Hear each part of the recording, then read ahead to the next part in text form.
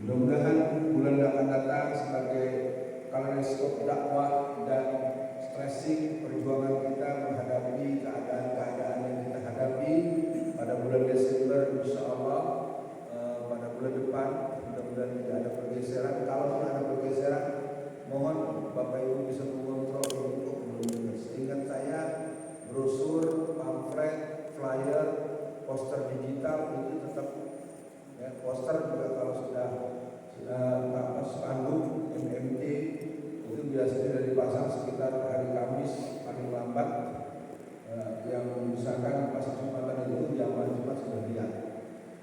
Mudah-mudahan Bapak Ibu sekalian memahami bahwa majelis ini bagian daripada majelis mesin kesadaran.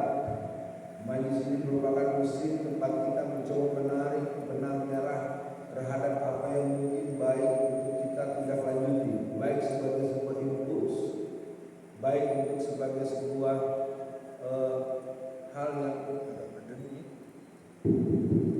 ada yang paham soalnya di sini agak berdenging-denging. Boleh Pak. Baik teman-teman sekalian, pada pagi ini kita akan membincangkan satu persoalan yang menurut saya tidak bisa dilalui begitu saja. Dia cukup sensitif, dia cukup menimbulkan tanda tanya besar, begitu mengerikan tindakannya. Dia juga tidak bisa dianggap hal yang mudah untuk diselesaikan. Yang sangat disayangkan adalah situasi di Palestina sering menjadi sesuatu yang begini, turun naik. Kadang-kadang kita begitu perhatian sampai top, tapi kadang-kadang padahal penderitaan kawan-kawan sahabat-sahabat kita di Palestina tetap dahsyat, tetap sadis, tetap perih, tetap duka, luka, nyawa, itu semuanya terjadi terus sejak yang paling dahsyat memang sejak tahun 2007-2009. Itu sangat mengerikan. Kalau kita tarik akarnya di pada pagi ini, kita mengawali dulu akar sejarah. Palestina adalah sebuah teritorial yang dikenal dengan 3 fungsi. Yang pertama, Palestina itu adalah buminya para nabi dan rasul.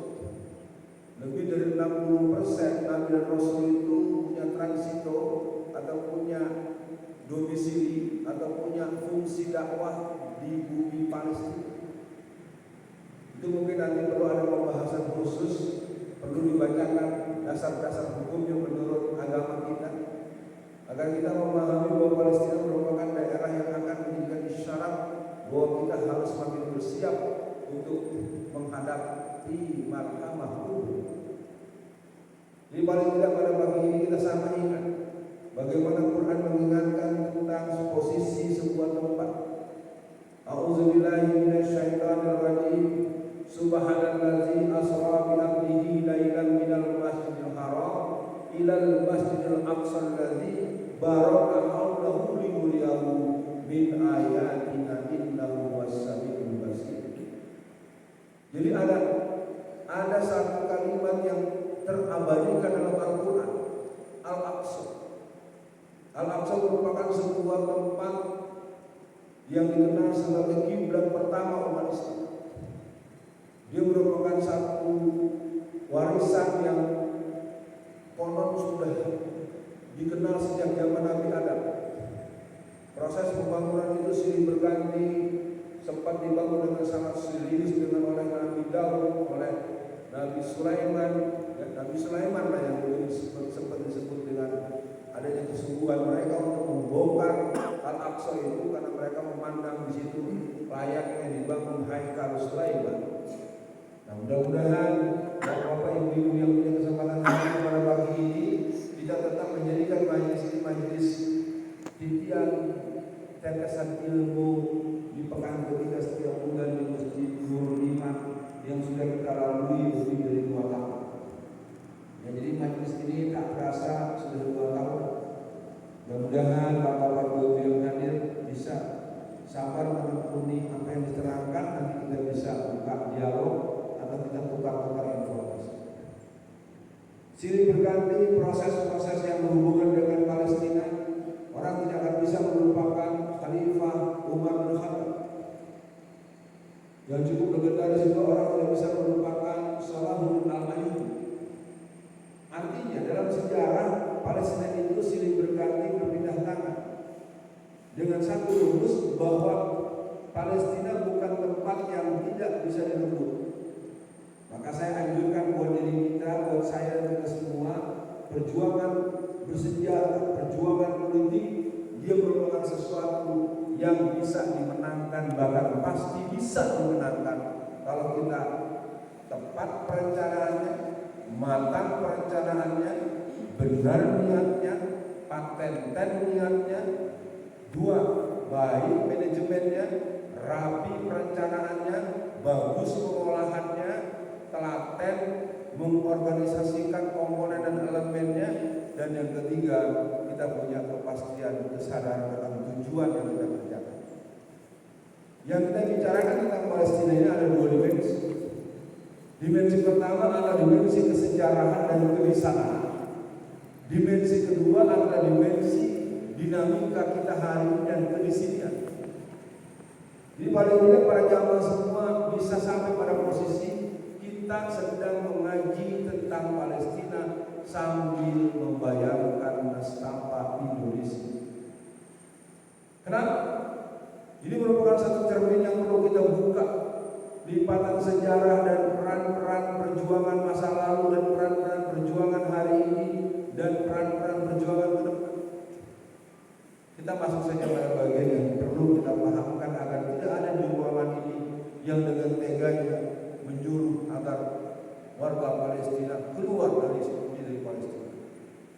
Palestina itu teritorialnya milik warga Palestina. Ada orang jadi gembel, jadi gelandangan, ada di lingkar-lingkar Palestina. Lalu oleh para tokoh-tokoh dan ulama-ulama di Palestina dipersilahkan untuk silahkan Anda di kamar mana, Anda silahkan beristirahat di kampung kami. Tanah-tanah kita, wilayah-wilayah kita, teritorial punya kita. Ada orang gembel, rombongan gembel yang namanya kelompok Israel itu, tahu-tahu Yahudi Khazar adalah kelompok yang memang akhirnya membangun kekuatan Zionis itu. Orang numpang, dikasih makan, lama-lama mengusir tuan rumah. Bu, paham bu? Mau disuruh orang Palestina suruh pergi dari kampungnya? Setuju? Ya iya, makanya kan kita dengar sekarang ada dual state solution. Enak banget. Lu datang ke kampung gua lu jarang, kampung gua lu rampok, anak-anak gua dibunuh-bunuhin. Lalu sekarang enak saja bilang agar warga Palestina suruh keluar saja. Yang bicara namanya Bajai Bajuri. Ya, ibu yang nggak bisa ketawa pasti nggak ikutin berita. Bapak-bapak tahu nggak Bajai Bajuri? Ya Allah, mau disebut aslinya juga si Bajri. Habib Bajri itu yang ngomongnya kayak begitu, yang dia bilang orang-orang yang ikut 212 wajib untuk dibunuh, halal darah itu. Gila kan? Masa orang yang ikut 212 katanya wajib disembelih kata dia. Kok pada melihatnya pada kayak kaget sih? Emang gak pernah dengar nama si Bajri ngomong itu? Kasihan ya bukannya. Jadi pagi ini kita tidak mau bicara rasa info.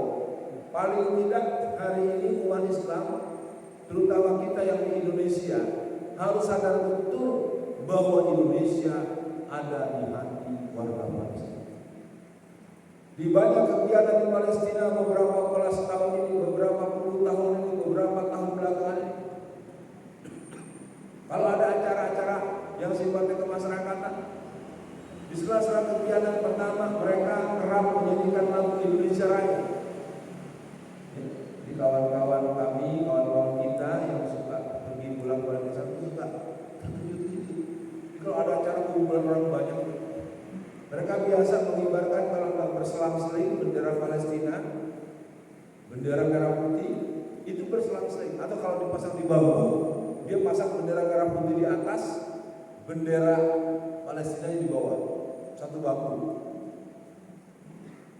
Menurut bapak-bapak dan ibu-ibu, kalau sampai begitu warga Palestina dengan bendera merah putih, berarti Palestina ini, warga Palestina ini kira-kira cinta atau benci dengan umat Islam Indonesia. Iya, kita diliburkan itu. Mereka sering bernyanyi dan berikrar, ayo Indonesia datang ke sini. Kami butuh bantuan Anda. Yang mereka butuh itu bukan sembako, bukan uang, bukan obat-obatan. Yang dibutuhkan tentara jihad untuk membebaskan Palestina. Itu yang mereka tunggu, tapi belum ada yang berangkat ya. Harus ganti dulu presidennya, ganti dulu menhannya, harus ada orang yang punya visi sesuai dengan pembukaan Undang-Undang Dasar 45. Di perbincangan kita pagi ini, Bapak Ibu sekalian, tidak ada bertentangan dengan pemerintah, bertentangan dengan orang yang nggak tahu sejarah mungkin, bertentangan dengan orang yang tidak tahu diri mungkin. Kalau kita yang mengerti akar kesejarahan Palestina sejak bulan September tahun 1944 telah menegaskan bahwa mereka mendukung Indonesia merdeka. Dalam sistem tata negara, apabila sebuah negara yang dianggap merdeka tidak sah kemerdekaannya kalau tidak mendapatkan pengakuan dari negara lain. Ayo Bapak-bapak, Ibu-ibu, saya akan buat pertanyaan, jawabnya serentak.